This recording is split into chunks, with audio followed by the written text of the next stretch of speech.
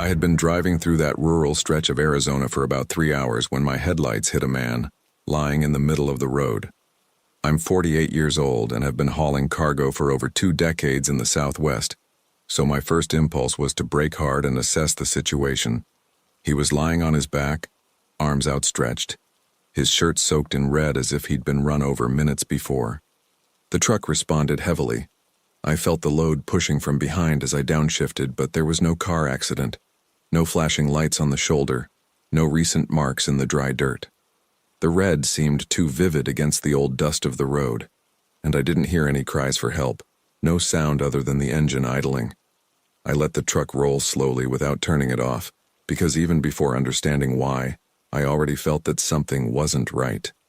I had left Flagstaff in the early evening, hauling palletized dry cargo to a smaller warehouse near Yuma. Nothing sensitive, nothing requiring escort or refrigeration, just a tight deadline and a long road ahead. I chose to cut through a rural route to avoid roadworks on the interstate, a common occurrence when you already know the shortcuts in the region.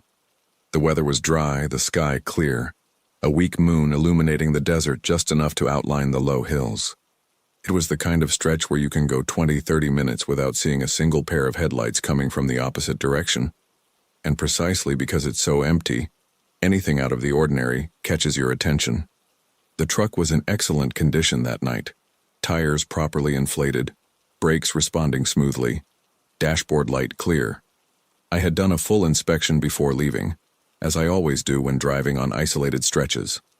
The dirt road was firm, without deep potholes, just that thin layer of dust that rises behind the trailer and disappears quickly in the dark. The CB radio was practically silent, just a distant hiss now and then, nothing to indicate nearby convoy movement. My tank was more than half full, so there was no reason to stop until reaching the next illuminated point. It was supposed to be a simple, predictable, almost automatic stretch. I don't usually speed on rural roads, especially with a full load, so I was driving steadily, maintaining a safe margin. Traffic in that area is rare after 10 o'clock at night, basically local farmers or other truckers trying to save time. What you see most are animals crossing, coyotes, sometimes loose cattle, and you've learned to identify the different reflection of their eyes in the headlights. When I saw that human shape on the ground, it didn't look like a run-over animal, it didn't look like a garbage bag, it looked like a person. But the rest of the story surrounding the scene was missing. As I slowed down, I began to pay closer attention to the body's position and its surroundings. There was no fresh dust raised around it, as if no vehicle had stopped there minutes before. The road had a slight incline, and yet the red liquid wasn't running down as I would expect to see in a real accident. The shirt was heavily stained in the center, but the ground around it wasn't to the same extent. These were small details, things you notice when you've seen a real accident over the years, and it was too clean to be recent. I was still a few meters away from him when I thought about taking out my cell phone and calling 911, but I hesitated for a second. The area there has unstable signal. Sometimes it works, sometimes it doesn't, and I didn't want to stop completely without understanding the situation.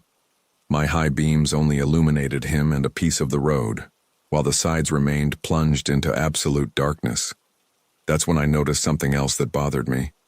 There was no different smell in the air, neither of fuel nor of burning rubber, and that began to weigh more than the body in the middle of the road. I kept the truck in low first gear, letting it move slowly while I assessed whether to slam on the brakes or turn onto the dirt shoulder. That's when I saw something small next to his right arm, almost hidden in the dust. It looked like a cell phone, screen facing upwards, reflecting the light from my headlights in a strange way. I thought maybe he had tried to call for help and dropped it. At the same time, the object's position seemed too neat, as if it had been placed there to be seen. Logic dictated that I stop and check, because if it were real, I couldn't simply continue driving. But my instinct was pulling me in another direction, and that's unusual for me.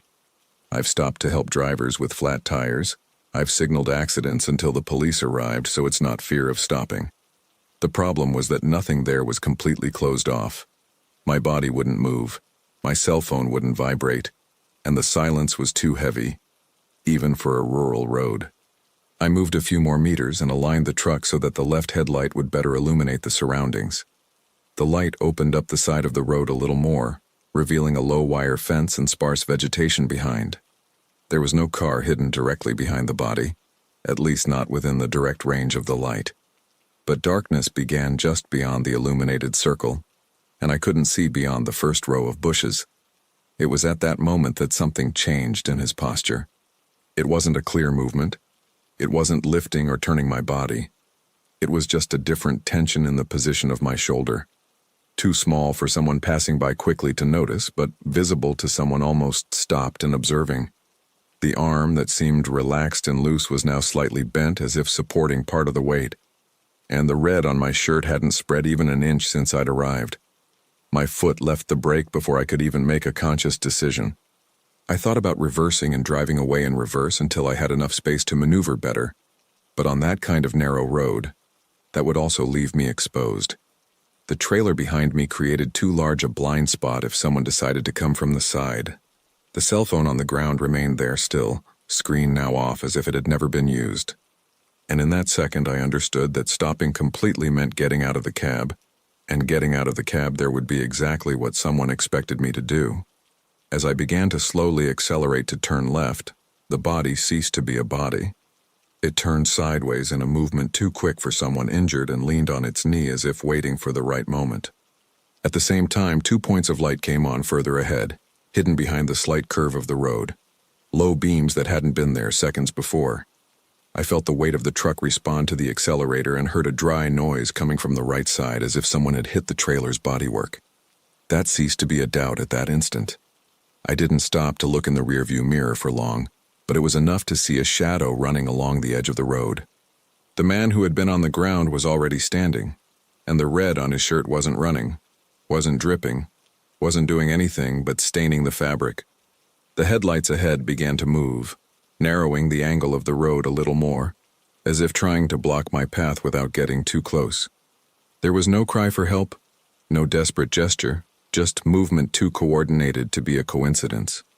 I steered the truck into the center of the lane and accelerated firmly, feeling the engine respond heavily with the full load. The vehicle in front moved forward slightly, but not enough to completely block the road, perhaps expecting me to hesitate or brake. In the rearview mirror, I saw the man run to the side and disappear into the darkness, while another figure emerged from behind the low fence. It wasn't a long chase, just seconds too tense to measure, but enough for me to understand that they had miscalculated my reaction. Even before I reached the straightest part of the road, I heard a sharp crack coming from behind, followed by a different vibration in the steering wheel. It didn't sound like a tire bursting, it didn't have that loud explosion sound, but the steering became slightly unstable for a few seconds. In the rearview mirror, I saw something small rolling across the road, as if it had been thrown there at the last moment.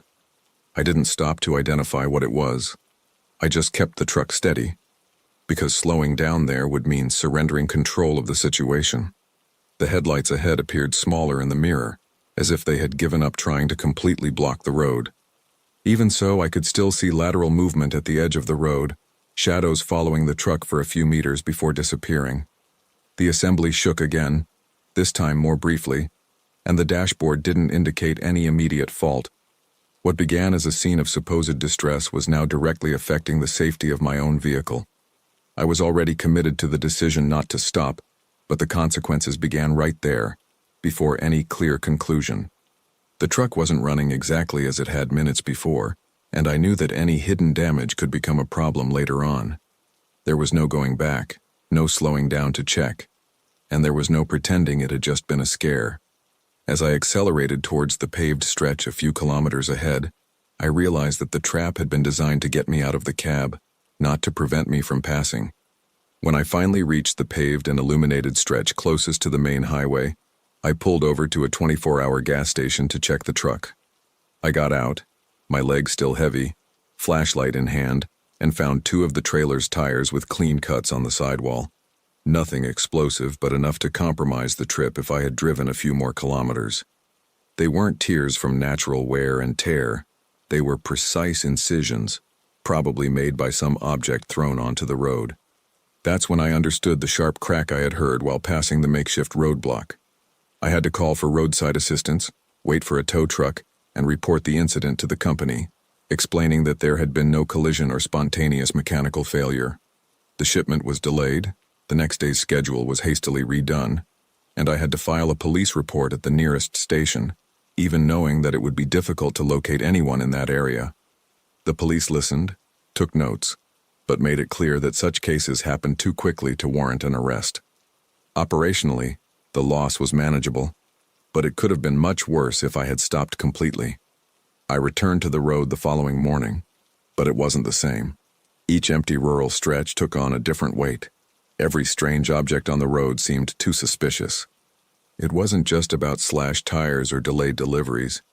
It was about the feeling of having been studied for a few seconds while I considered whether to stop.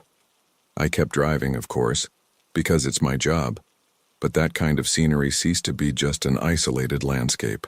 Some colleagues later asked if I was sure it was a setup, because nobody saw the car, nobody got the license plate, nobody was arrested.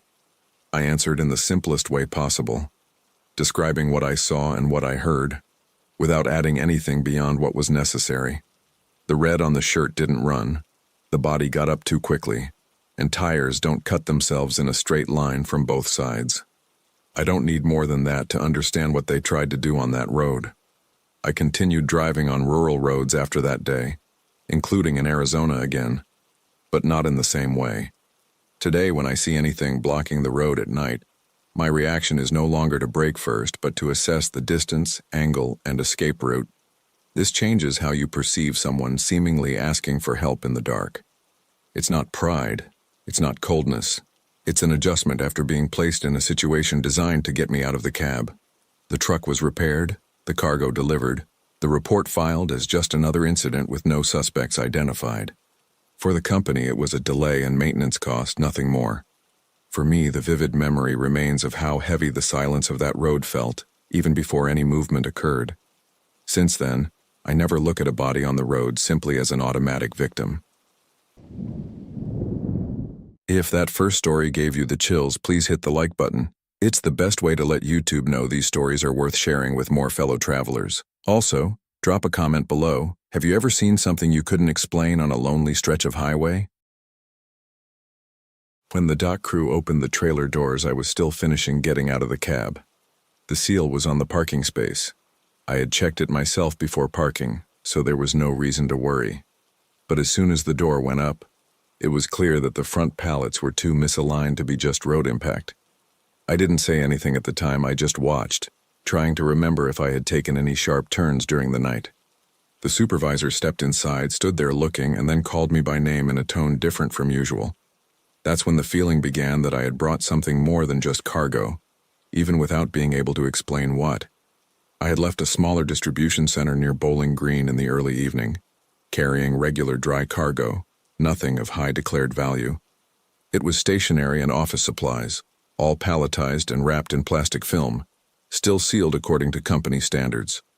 The metal seal was placed in front of me by the shift worker, and I wrote down the number on the stub myself before leaving the yard. There were no stops off route, no unexpected detours, just a quick refueling stop in a well-lit area of the interstate. It was too smooth a trip to end like that. The route to the other point in Kentucky had no critical sections, just a state highway, and then a small industrial access road. I maintained a steady speed all night, without hard braking or detours due to roadworks or accidents. I didn't encounter rain, strong crosswinds, and the suspension showed no signs of unusual overload. When the load really moves, you feel it in the cabin. The weight changes, the axle reacts differently. On this trip, I didn't feel anything out of the ordinary. The radio was practically silent the entire way, with only one or two truckers commenting on police checkpoints further ahead. There were no warnings about cargo theft in that area, at least nothing that came through the open channel. I made the mandatory stop inside a large, well-lit gas station with visible cameras at the entrance and exit. I was only out of the cab for a short time, just enough to use the bathroom and get coffee. I didn't notice anyone approaching the trailer during that time. When I got back on the road after the stop, I checked the seal with my flashlight as I always do. It was secure, without any recent scratches, no sign of tampering or replacement. The number matched what was noted on my travel log. I even ran my hand over it to feel if there were any seams or unusual marks on the metal. I found nothing, and that's exactly what worried me most afterward. I arrived at the destination yard early in the morning, the sky still somewhat gray and activity starting to pick up in the yard. I checked in, waited for dock clearance, and lined up the truck without difficulty. Everything seemed like a normal unloading routine, with no strange comments from the gate or receiving team. If there had been any prior warning about the cargo, I would have been notified right there. But nobody said anything until the door went up. When the supervisor called me over to take a closer look, I climbed onto the back of the trailer with him and stood there for a few seconds just observing. The first two pallets were misaligned, but it wasn't enough to justify the uneven space at the back of the aisle. The row that should have gone straight to the front door seemed interrupted sooner than expected. I tried to mentally reconstruct how I had seen the load during loading, but the image wasn't entirely clear. Even so, it didn't look like a simple roadside arrangement. I went a little further into the trailer and noticed that the plastic film on one of the pallets was torn on the right side. It wasn't a tear from an impact against another item. It was a cleaner, almost vertical cut, and the plastic was folded inwards. When cargo shifts, the damage is usually uneven and spread out, not concentrated like that. I ran my hand over it to feel if it was recent and if the plastic still had a different tension than the rest. The supervisor remained quiet, just watching my movements without saying anything. As the employees began counting the boxes, I noticed something else that didn't add up. Some packages further back had adhesive tape that was different from the original factory tape, a slightly lighter shade and a straighter cut. It wasn't something anyone would notice immediately, but those who work in inventory control learn to spot these small variations. I felt a pang in my stomach because the outer seal was intact. If someone had tampered with it, it hadn't been through the main door. There I had to decide how to position myself before the situation escalated. I could have immediately started defending myself, stating that everything went perfectly with the boarding, but that would only create tension prematurely. I preferred to maintain a calm demeanor and let the official count indicate what was missing. I knew that any exaggerated reaction could sound like premature guilt. At the same time, remaining completely passive also seemed strange. While we waited for the partial report, my mind began to replay every minute of the trip. The stop at the illuminated gas station, the time outside the cab, the moment I checked the seal before continuing. I hadn't heard any unusual noises. I hadn't felt any change in the weight of the load. I hadn't noticed anyone circling around the trailer. And yet, looking at that ransacked interior with the intact seal in my hand, I knew something had happened outside my field of vision. The official count took longer than usual, and that already started to change the atmosphere at the dock. 2 employees came in with clipboards, left, returned with a printed list, and began comparing code by code. The supervisor spoke quietly on the phone, turning his body slightly so I couldn't hear everything. I remained there near the back of the trailer, trying to maintain a neutral expression while observing the activity. The more time passed, the less it seemed like a simple mishap. At one point, one of the guys called the supervisor and pointed to the back of the trailer near the front wall. I couldn't hear the whole sentence, but I caught the word missing being said more than once. The supervisor came back to me with a folded piece of paper in his hand and asked if I had made any unrecorded stops during the night. The question was polite, but too direct to be casual. I replied that no, I had followed my normal route and only stopped in well-lit places with a visible camera. He nodded but didn't seem convinced. What started to bother me was realizing that no one was commenting on the broken seal. It was as if everyone was trying to understand what was missing before questioning how it happened. The seal was still attached to the door, with no sign of cutting or replacement, and that made the situation stranger than a simple break-in. If someone had forced entry, the damage would be there for everyone to see. But inside, there were boxes that had been opened and closed again, as if someone had taken the time and patience to choose what to tamper with. As the inventory progressed, I noticed that some boxes were slightly lighter when one of the employees repositioned them. He commented on it quietly, almost as a technical observation, but loud enough for me to hear. This indicated that it wasn't just displacement, it was selective removal of contents. And yet, no visible markings on the outside of the trailer explained the access. The feeling of being in the middle of something that didn't make sense began to grow. I began to mentally replay the moment I stopped at the gas station, remembering that I had only been away from the cabin for a few minutes. The parking lot was spacious but not completely full, and there were cameras on the light poles. Even so, I didn't remember seeing anyone circling near my trailer. The more I thought about it, the more I realized that if someone had entered, they had done so in a way that was too planned to be opportunistic.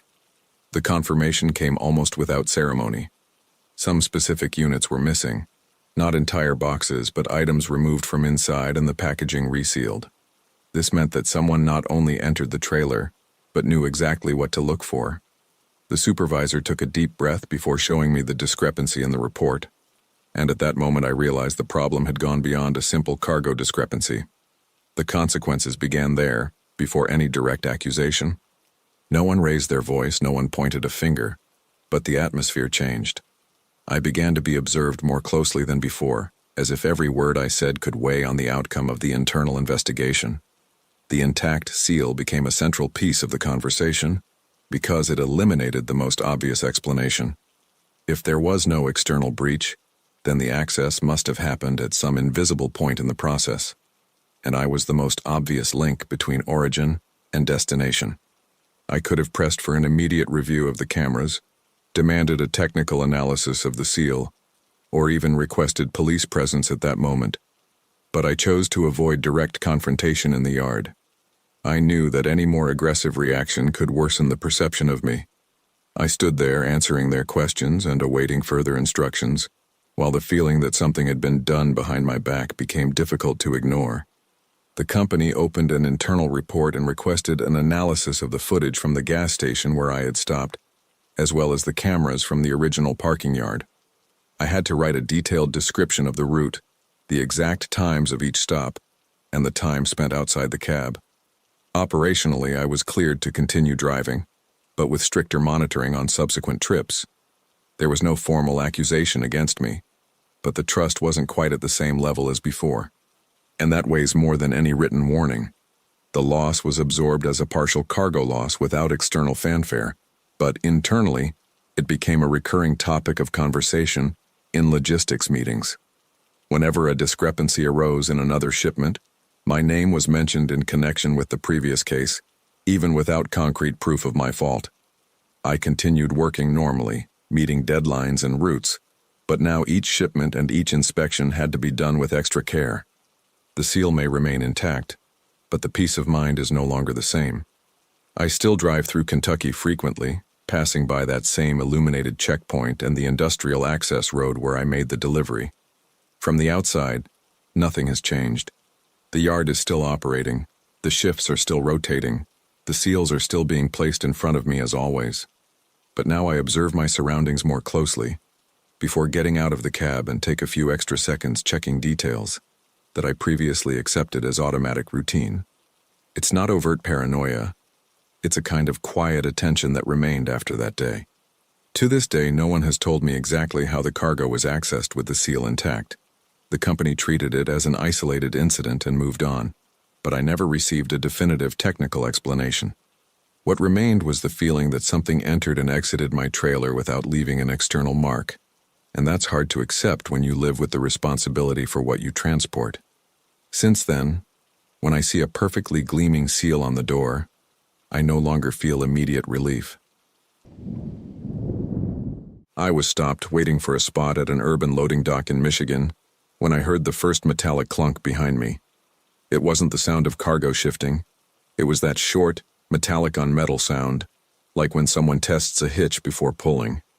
I know the sound of my own fifth wheel well, and it didn't sound like a normal adjustment. I looked in the side mirror expecting to see some yard worker maneuvering too close, but there was no one wearing a reflective vest there. The truck hadn't swayed like it does when someone actually couples another tractor unit, but the sound repeated itself a second time. That's when I felt that uneasy feeling rise up before I even understood what was happening. I had arrived too early for the unloading time, and was instructed to wait in a side area of the industrial complex. It was an urban area of Michigan, large warehouses, trucks constantly coming and going. But at that specific point, I was somewhat isolated from the main activity. The cargo was light electronics, palletized, nothing flashy on the outside, but with enough added value to attract the wrong kind of attention. The seal was intact, the documentation checked at the gate, everything within normal protocol. It was supposed to be just another ordinary wait before lining up at the dock. The parking lot wasn't empty, but it wasn't crowded either. There were a few trucks parked further ahead, engines off, drivers probably resting inside the cab. I kept my engine running because the space could become available at any moment.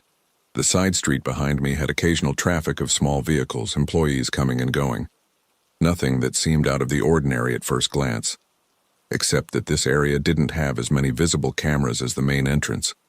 I usually pay attention to my surroundings even when I'm stopped, especially in urban areas.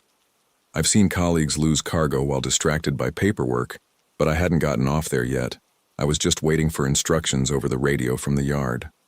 When I heard that metallic click for the second time, I didn't feel the full coupling jolt, but I felt a slight different pressure in the assembly. Too small to be an official maneuver, but noticeable to someone who's been sitting there for years. I quickly checked the dashboard to make sure the trailer brake was actually engaged. It was. The parking brake pin also remained pulled, as I had left it when I stopped. This meant that no one should have been trying to tamper with the hitch at that moment. Even so, the sound had been clear, and it wasn't coming from inside the cargo area. I stood motionless for a few seconds, trying to decide if I was overreacting or if I needed to get out of the cab immediately. What really bothered me was realizing I hadn't seen any new horse approaching in the rearview mirror. If someone had been trying to attach another trailer to my horse, I would have noticed more movement. But if it were the other way around, someone trying to pull my trailer with another horse, the blind spot could obscure part of the maneuver for a few seconds.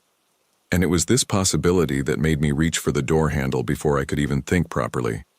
I carefully opened the door and got out of the cab, trying to act as if I were just doing a normal routine check. I didn't want to show that I had noticed anything specific, because sometimes simply showing attention changes the behavior of someone trying to do something wrong. I walked around the left side of the truck first, keeping enough distance to observe the fifth wheel without exposing myself too much. The asphalt was clean, no tools were scattered on the ground, no obvious sign of tampering. Even so, I felt that the position of the assembly wasn't exactly as I had left it. When I stopped next to the tow hitch, I noticed that the locking lever had been partially moved. It wasn't completely loose, but it also wasn't as firm as before. This kind of detail doesn't stand out to someone who doesn't work with this every day.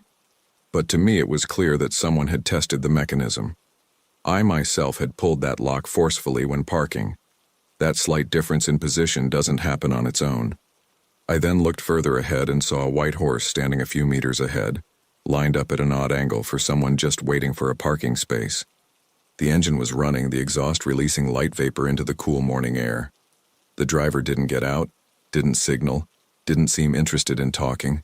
He just stood there for a few seconds that seemed too long to be a coincidence. It didn't look like a maneuvering error. I could have gone up to him immediately and confronted him directly, but I decided to do things differently. I went back to the cab and honked twice, loud enough to attract the attention of the entire yard. The white horse started moving almost instantly, slowly advancing until it turned the corner of the shed.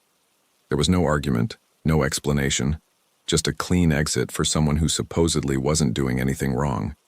When I got out again to inspect it more closely, I realized that the fifth wheel lock had been pulled just enough to allow for quick uncoupling.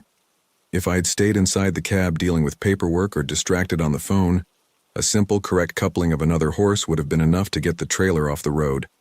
That's when I understood it wasn't an improvised attempt, it was a test of time and reaction. And I had only interrupted for a few minutes. I stood there for a few seconds looking at the fifth wheel, trying to figure out how long someone would have needed to work on it without me noticing.